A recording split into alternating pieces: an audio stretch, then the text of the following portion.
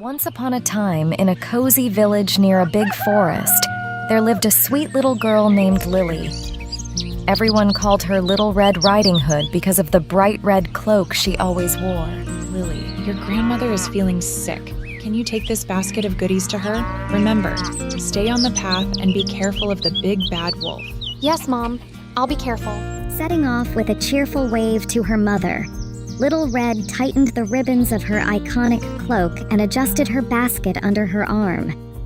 She knew her grandmother's small yellow house was on the other side of the woods, and she needed to hurry to reach it before nightfall. Little Red Riding Hood set off into the forest with the basket in hand. The sun was shining, and the birds were singing. As she walked deeper into the woods, her heart was filled with excitement as she spotted the colorful array of wild flowers along the forest path. She couldn't resist the urge to gather a few for her beloved grandmother. Oh, what pretty flowers. I'm sure Grandma would love these. I'll just pick a few. As Little Red picked the flowers smelled so sweet, sweeter than peppermint candy. Then Red Riding Hood heard a gruff voice say, "Yes, they certainly are beautiful flowers." She turned and saw the big, greedy wolf of the forest standing on top of a rock. Red Riding Hood had never seen a wolf before, so she was not afraid. She thought he was the biggest and most beautiful brown dog. Hello there, little girl. Those are lovely flowers. What are you doing all alone in the forest? My grandma is not feeling well, so I am going to visit her with some fresh cookies and a bouquet of flowers. Where does your grandmother live? She lives in a small yellow house with a red roof just over the hill. Oh, I see.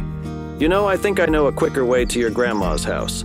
Why don't you take the path through the sunflower field? The wolf, with a mischievous grin, hurried off towards Grandma's house. Little Red Riding Hood was not in a hurry, and there were many things to amuse her in the wood. She ran after the white and yellow butterflies that danced before her, and sometimes she caught one, but she always let it go again, for she never liked to hurt any creature. On her way to her grandma's house, she saw a woodman in the forest. While Little Red Riding Hood was walking towards the grandma's house, the cunning wolf galloped on as fast as he could to the old woman's house. The wolf arrived at Grandma's house and knocked on the door. She lived in the house all by herself. Who is there? Little Red Riding Hood, Granny, said the wolf, trying to speak like the child. When Grandma opened the door, the wolf swallowed her whole. Then, he put on her nightgown and cap and snuggled into her bed, waiting for Little Red. When Red Riding Hood arrived at her grandmother's house, she knocked at the door, but there was no answer. She knocked again, and a strange, gruff voice said, "Lift the latch and come in." It was strange, but the bright sunshine of the forest made Grandmother's room appear very dark to see through, making it difficult for her to see her grandmother clearly. Something seemed off about her grandmother's appearance.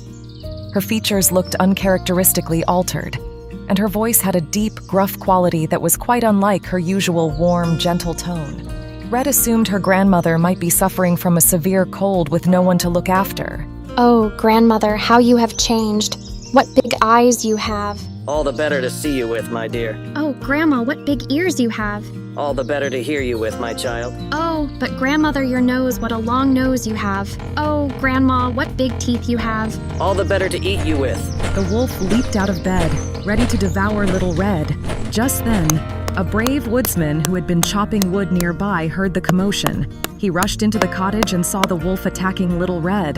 The woodsman quickly axed the wolf, killing it.